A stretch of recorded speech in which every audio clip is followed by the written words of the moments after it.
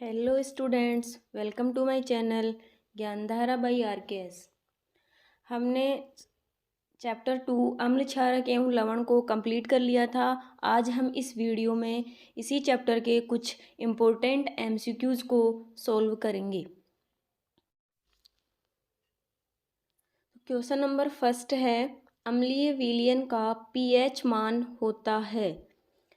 हम बात कर चुके हैं कि 0 से 7 तक यानी कि 7 से कम अगर pH मान होता है तो वो अम्लीय होता है, 7 पे उदासीन होता है और 7 से 14 तक क्षारीय विलयन होता है। तो हमसे बात कर रहा है अम्लीय विलयन के बारे में, तो अम्लीय विलयन का pH मान होता है 7 से कम। ऑप्शन नंबर फर्स्ट इसका राइट आंसर होगा।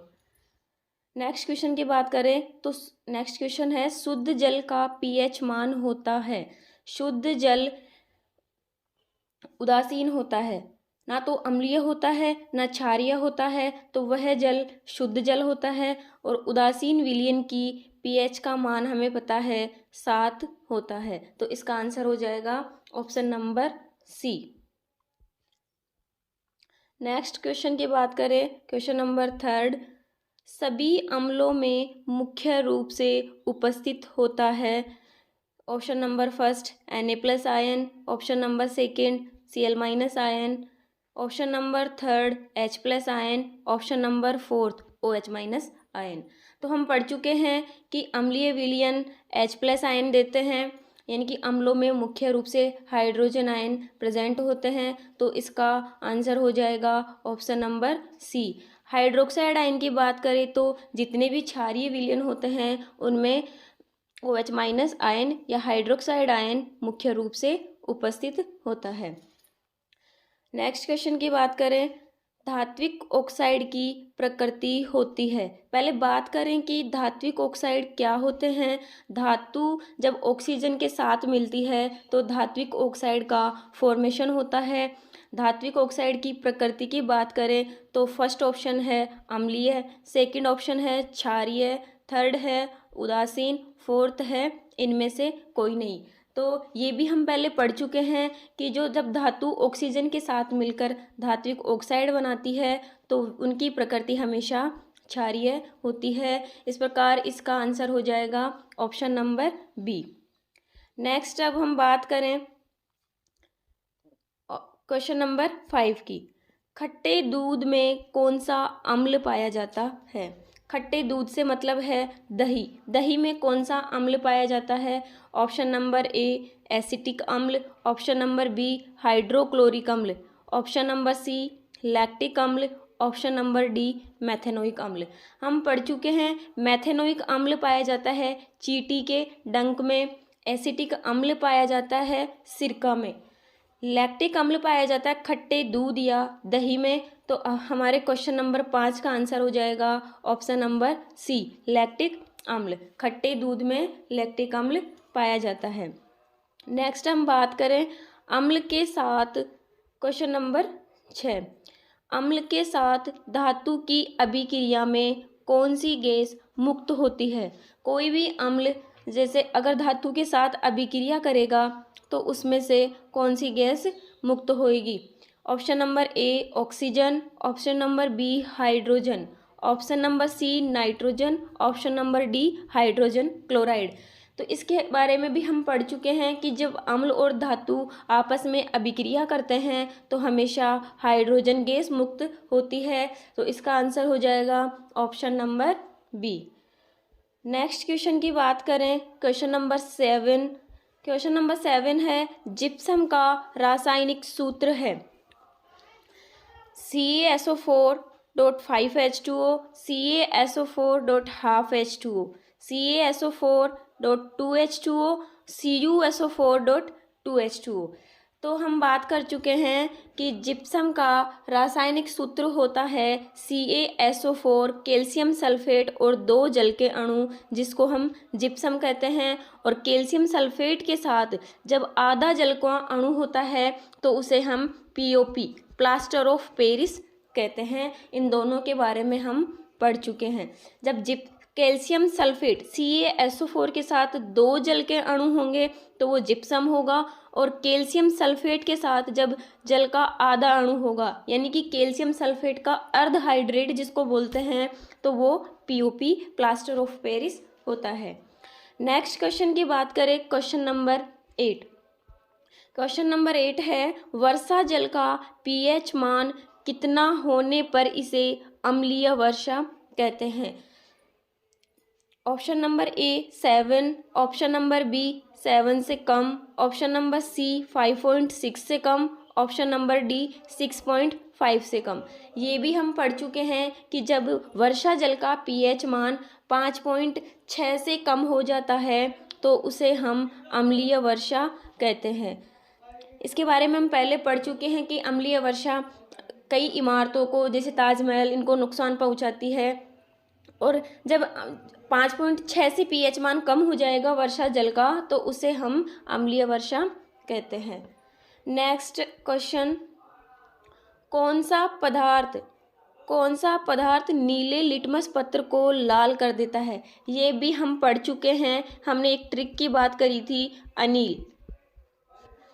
ऐसे मतलब अम्ल, और नी से नीला और ले से लाल, यानी कि अम्ल वो होते हैं जो नीले को लाल में बदल देते हैं। तो इस प्रकार हम देख सकते हैं कि ये पूछ भी रहा है कि कौन सा पदार्थ नीले लिटमस पत्र को लाल कर देता है, तो इसका आंसर हो जाएगा ऑप्शन नंबर A अम्ल। और अगर हम क्षार की बात करें तो ये जस्ट इसका उल्टा होता है। क्षार में क्या होता है? क्षार हमेशा लाल लिटमस पत्र को नीला करता है, जस्ट अम्ल का उल्टा होता है। अब हम नेक्स्ट क्वेश्चन की बात करें, किस विलयन का pH मान 0 है? दुर्बल अम्ल, ऑप्शन नंबर B परबल अम्ल, ऑप्शन नंबर C दुर्बल क्षार, ऑप्शन नंबर D परबल क्षार। हम बात कर चुके हैं 0 से 7 और 7 से 14। ये pH की वैल्यू है। जैसे जैसे हम 7 से 0 की तरफ आते हैं अम्ल की प्रबलता बढ़ती है, और जैसे जैसे हम 7 से 14 की ओर जाते हैं तो क्षार की प्रबलता बढ़ती है। तो 7 से 0 की ओर आ रहे हैं तो अम्ल की प्रबलता बढ़ेगी। इसका मतलब है कि pH मान अगर 0 है तो वह प्रबल अम्ल होगा। इस प्रकार इसका आंसर हो जाएगा ऑप्शन नंबर B प्रबल अम्ल। नेक्स्ट क्वेश्चन की बात करें, नेक्स्ट क्वेश्चन है, धोने का सोडा का रासायनिक सूत्र क्या है? ये हम पढ़ चुके हैं, धावन सोडा किसे कहते हैं, जिसका ऑप्शन नंबर है Na2CO3.10H2O, NaHCO3, ये है सोडियम कार्बोनेट, ये है सोडियम बाई कार्बोनेट, CaOCl2, ये है विरंजक चूर्ण, और ये है Na2CO3 सोडियम कार्बोनेट। अब इसका आंसर हो जाएगा Na2CO3.10H2। जब सोडियम कार्बोनेट के साथ 10 जल के अणु होते हैं तो उसे हम धावन सोडा या धोने का सोडा कहते हैं। साथ ही अगर इसकी बात करें सोडियम हाइड्रोजन कार्बोनेट या सोडियम बाइकार्बोनेट भी जिसको हम बोलते हैं, ये है बेकिंग सोडा। इसको हम क्या कहेंगे? Baking soda. इसके बारे में भी हम पहले पढ़ चुके हैं। नेक्स्ट क्वेश्चन की बात करें, क्वेश्चन नंबर 12, निम्न में से कौन सूचक की तरह इस्तेमाल नहीं किया जा सकता? हम सूचक के बारे में पढ़ चुके हैं। हल्दी एक सूचक है। मेथिल ऑरेंज भी एक सूचक है। फिनोफ्थेलिन, इसके बारे में भी पढ़ चुके हैं, ये एक सूचक है। मूली एक सूचक की तरह इस्तेमाल नहीं किया जाता। तो क्वेश्चन नंबर 12 का आंसर हो जाएगा ऑप्शन नंबर D मूली। नेक्स्ट क्वेश्चन की बात करें, क्वेश्चन नंबर 13, निम्नलिखित में से कौन सा बुझा हुआ चूना है? Calcium oxide, calcium hydroxide, calcium carbonate या फिर कैल्शियम। इसके बारे में हम पढ़ चुके हैं पहले, कैल्शियम हाइड्रोक्साइड को हम बुझा हुआ चूना कहते हैं। तो इसका आंसर हो जाएगा option number B। Next question है क्वेश्चन नंबर 14, लवण Na2CO3 सोडियम कार्बोनेट के जलीय विलयन का pH है। हम पढ़ चुके हैं कि जब अम्ल और क्षार आपस में मिलते हैं तो लवण का फॉर्मेशन होता है, और लवण हमेशा उदासीन होते हैं और उदासीन विलयन की पीएच का मान 7 होता है।